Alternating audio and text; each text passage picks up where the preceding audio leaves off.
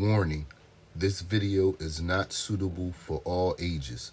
Viewer discretion is advised. চারজন বন্ধু ছিলেন, ঢাকায় থাকতেন এবং একই বয়সের ছিলেন চারজনই। গ্রীষ্মের ছুটি যখন এসেছিল তখন তারা জায়গা খুঁজছিলেন কোথায় যাবেন ছুটি কাটাতে। অনেক চিন্তা ভাবনার পর তারা সিদ্ধান্ত নেন যে গ্রামের বাড়িতে বেড়াতে যাবেন তরুণে। তরুণ ছিল চারজনের মধ্যে একজনের আত্মীয়র বাড়ি। এই গ্রামটাতে অনেক সুন্দর বন ও দেখার মতো অনেক সুন্দর দৃশ্য ছিল। তারা গাড়ি ভাড়া করে সকালবেলা রওনা দিল তরুণে এবং পৌঁছাতে পৌঁছাতে বিকেল হয়ে যায়। ওখানে পৌঁছানোর পর গ্রামের মসজিদে নামাজ পড়ে তারা বিশ্রাম নেয়। যদিও সন্ধ্যা আর তেমন বাকি নেই, তবুও তারা সিদ্ধান্ত নেয় যে আজকেই তারা বন ঘুরে দেখবে এবং সন্ধ্যার পরও তারা ওই বনে সময় কাটাবে। তাদের মধ্যে একজন ছিল ভীতু এবং সহজেই ভয় পেত সে। তিনি এই ব্যাপারে একটু অসম্মতি জানালেন এবং বললেন যে তো আগামীকাল গেলেও তো হয়, আজকেই কেন যেতে হবে? আজকে যে যেতে হবে এমন তো নয়। কিন্তু অন্যান্যরা সাহসী থাকায় তারা বলেন যে না, আজকেই যাওয়ার ইচ্ছে অনেক, তাই আর দেরি না করতে, এবং তুই যদি বাড়ি যেতে চাস তাহলে থেকে যা, আমরা যাব। সিদ্ধান্ত অনুযায়ী তারা সকলে রওনা দেয় বনের ভেতরে। বনে প্রবেশ করার রাস্তায় তারা যখন যায় তখন একটা লোককে দেখতে পায় এবং লোকটা তাদেরকে জিজ্ঞেস করে তারা কোথায় যাচ্ছে এমন সময়। তারা বলে এই বনটা তো অনেক সুন্দর, তাই আমরা একটু দেখতে যাচ্ছি। ওই লোকটা তাদেরকে যেতে মানা করে এবং বলে কিছুক্ষণ পরেই তো সন্ধ্যা নেমে আসবে, সন্ধ্যার সময় বনে প্রবেশ করা ঠিক না। কারণ জানতে চাইলে তিনি শুধু বলেন জায়গাটা তেমন ভালো নয়, কিন্তু আর কিছু বলেননি ওই লোকটা। তারা ওই লোকটাকে ধন্যবাদ জানিয়ে যেতে থাকেন বনের দিকে। লোকটার কথা অমান্য করি। তারা ভেবেছিলেন যে হয়তো লোকটা মনে করেছিলেন তারা হারিয়ে যাবে, এই ভয়ে নিষেধ করেছেন। প্রবেশ করার পর ঘুরতে লাগলেন তারা। গাছপালা, হাওর বাওর সবকিছুই নাকি অনেক সুন্দর ছিল। তারা মুগ্ধ হয়ে গিয়েছিলেন। কিন্তু আরো কিছুক্ষণ পরেই সন্ধ্যা নেমে আসলো এবং মনে হলো অনেক দ্রুতই আকাশ অন্ধকার হয়ে গিয়েছিল। আর কিছুক্ষণ হাঁটার পর তারা সিদ্ধান্ত নিল একটু বিশ্রাম নেবে। একটা গাছের তলে তারা বসতে চাইল। এরপর তারা ওই বনে থাকবে কি থাকবে না এই সব নিয়ে গোল হয়ে আলোচনা করছিল।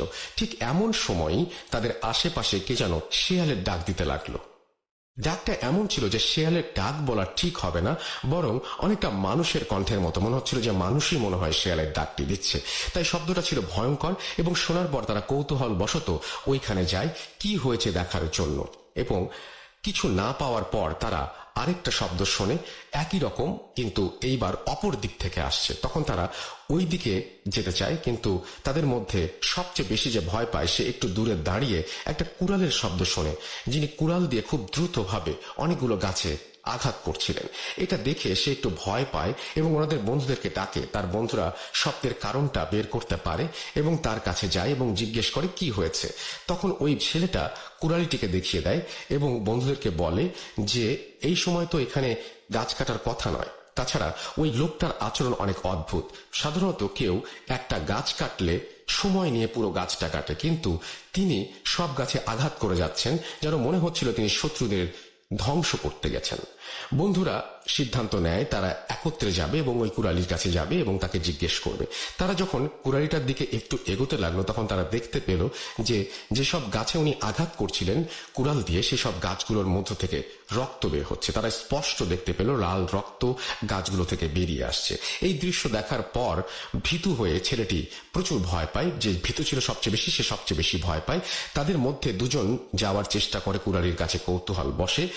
তারা যখনই যায় গিয়ে দেখতে পায় যে কুড়ালিটি আর সেখানে নেই, কোথায় যেন উধাও হয়ে গেছে। তারা তখন খোঁজাখুঁজি বন্ধ করে এবং সব বন্ধুরা একত্রিত হয় এবং তখনই দেখে যে রহিম কুড়ালি অনেক দূরের জায়গায় একটি গাছে দাঁড়িয়ে আছে এবং যেন মনে হচ্ছে তাদের দিকে তাকিয়ে আছে। তারা এটা দেখে আরো বেশি ভয় পায়, কেননা রহিম সাহেব যেখানে আগে দাঁড়িয়েছিলেন সেখান থেকে অনেকটা দূরে দাঁড়িয়ে আছেন। এমন সময় চার বন্ধুর মধ্যে ভিতুটার সামনে ওই রহিম কুড়ালি হাজির হয় এবং ওনার চেহারা নাকি ছিল রক্তাক্ত, যেমন কেউ ওনাকে কুড়াল দিয়ে আঘাত করেছে। মুখমণ্ডল তার সবকিছু রক্তে ভেজা ছিল। দৃশ্যটা দেখার পর ওই ছেলেটা সাথে সাথে অজ্ঞান হয়ে যায় এবং একটা চিৎকার দেয়। তার সাথে যে বন্ধু দাঁড়িয়েছিল সেও ভয় পাওয়ার কারণে দৌড়ে একটা গাছের পেছনে পালিয়ে যায়। ছেলেটা চিৎকার শুনে তার দুই সাহসী বন্ধুরা চলে আসে এবং তারা দেখে বন্ধু অজ্ঞান অবস্থায় এবং কাছেই ওই কুড়ালিটাকে দেখে। রহিম কুড়ালি ওইখানে দাঁড়িয়েছিল এবং তাদের দিকে তাকিয়ে হাসছিল জোরে জোরে। তার হাসিটা ছিল অন্যরকম একটা হাসি, সুরটা ছিল অনেক গাঢ় এবং বয়স্ক কিন্তু বাচ্চাদের মতো অনবরত সে হেসে যাচ্ছে। তার দুই বন্ধুকে দেখতে যে বন্ধুটা পালিয়েছিল সেও এসে পড়ে তাদের দিকে। তারা তিনজন কোন রকমে অজ্ঞান ছেলেটাকে উঠায় এবং কাঁধে করে নিয়ে যায়। তারা হাঁটার চেষ্টা করে বন থেকে বেরিয়ে যাওয়ার জন্য। হাঁটার সময় তারা জোরে জোরে দোয়া পড়তে থাকে এবং প্রার্থনা করতে থাকে যাতে ওই অশরীরী জন্তুটা চলে যায়। তারা যখনই দোয়া পড়তে শুরু করে তখনই নাকি অদ্ভুত হাসিটা থেমে যায়। তারা অনেকক্ষণ যাবৎ হাঁটার পর বন থেকে বের হতে পারে না। বারে বারে তারা পথ ভুল করে কোনো এক কারণে। অনেকক্ষণ এরকম যাওয়ার পর তারা শেষে বন থেকে বের হতে পারে। বের হওয়ার পর সাথে সাথে কাছের মসজিদে চলে যায় এবং সেখানে ইমাম সাহেব সহ আলো অনেক লোক জড়ো হলে তারা তাদেরকে সবটা খুলে বলে এবং প্রথম থেকে শেষ পর্যন্ত ঘটনা বলে। ঘটনা শুনে তেমন কেউ অবাক হন না এবং ইমাম সাহেব আমাদেরকে বললেন যে আমাদের ওই লোকটার কথা শোনা উচিত ছিল যিনি আমাদেরকে সন্ধ্যায় বনে প্রবেশ করতে মানা করেছিলেন। তারপর তিনি আমাদের এসব ঘটনা ঘটার কারণ জানালেন। তিনি বললেন যে অনেক দিন আগে এই এলাকায় একজন কুরালি বাস করতেন যার নাম ছিল রহিম। তিনি অনেক ভালো মানুষ ছিলেন। একদিন তিনি কাজ করছিলেন স্বাভাবিকভাবে বনের ভেতরে। এমন সময় দুজন লোক এসেছিল কোনো এক কারখানা থেকে ওনার কাছে এবং বলেছিল যে তাদের অনেক কাজ দরকার, যার মধ্যে দুটি কাজ ওই রহিম কুরালিরই ছিল। তারা বলল যে অনেক দরকার থাকায় তাদের গাছগুলো কেটে নিয়ে যেতে হবে। রহিম কুরালি এ ব্যাপারে অসম্মতি জানিয়েছিল, কেননা তিনি ওই সব গাছ বিক্রি করতে চাননি। অনেকক্ষণ এইরকম ভাবে কথা কাটাকাটির পর এক সময় ওই দুজন লোক রাগ করেছিল তার উপরে এবং তারা গোপনে সিদ্ধান্ত নিয়েছিল যে এই কুড়ালটিকে আর বাঁচতে দেয়া যাবে না। তখন তারা তার কাছ থেকে একটা কুড়াল নিয়ে রহিমের মুখে এবং শরীরের বিভিন্ন জায়গায় আঘাত করে নির্মমভাবে হত্যা করে।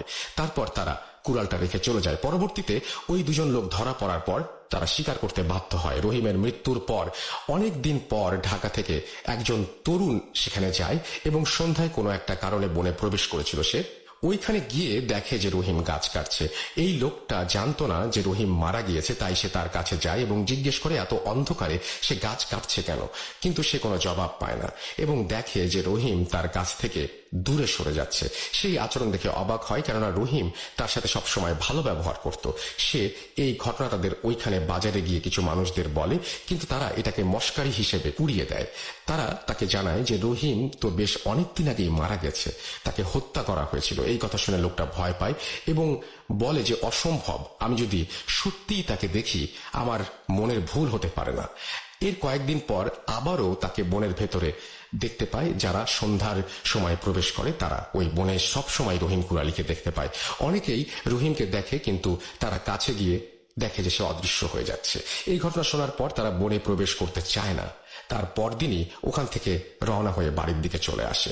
তারা যখন ঢাকায় পৌঁছায় তখন তাদের শরীরে প্রচন্ড জ্বর আসে, কিন্তু পরবর্তীতে সুস্থ হয়। এই ঘটনার পর তারা গাজীপুর আর আসেনি, কোনো গ্রামেও যায়নি। এই ছিল ঘটনা।